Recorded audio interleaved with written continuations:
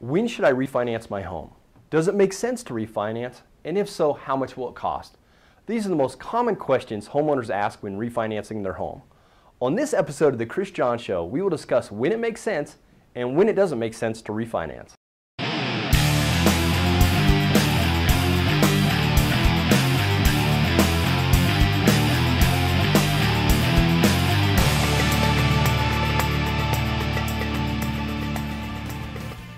So the first thing you have to note is that the old statement that you have to save at least 1% to refinance is outdated and irrelevant. It's kind of like the old statement that an apple a day keeps the doctor away. Well, not always. What we have to do is look at the savings versus costs and know that although rate savings is important, it's not the whole story when it makes sense to refinance. So what we need to discuss is the break-even point. Look at how much it costs versus how much you save, and then based on those numbers, see how long it takes to recoup your costs. For example, if it costs $1,200 for you to refinance and your savings is $100 per month, then it would take 12 payments or mortgage rolled about 1 year to break even. So in this case, if you're going to live in that home for longer than 12 months, then the answer would probably be yes, it makes sense. But you might want to consider a no closing cost loan.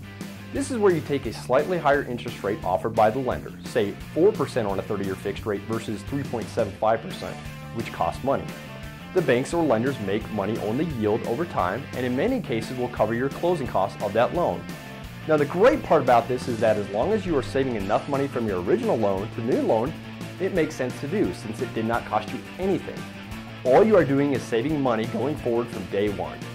Right now, no closing cost loans are extremely popular, especially for people that just refinanced their home or just purchased a short time ago. Now let me give it to you another way. Let's say that someone offered you a $100 Visa gift card every month for the next 30 years. Would you take it if the only rule was you had to live in your current home? Well, yeah, me too. Now how about if you had to pay $1,200, which you could actually roll into your loan so that you have no out-of-pocket expenses? If you were able to save $100 a month for the next 30 years, would you do it then? For most people, the answer is yes, since they know after 12 months they would be saving each month for the next 30 years.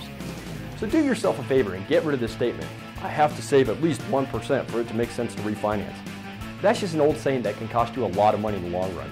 Heck, even on a 0.5% savings, depending on your loan size, can save you tens of thousands of dollars on your home loan.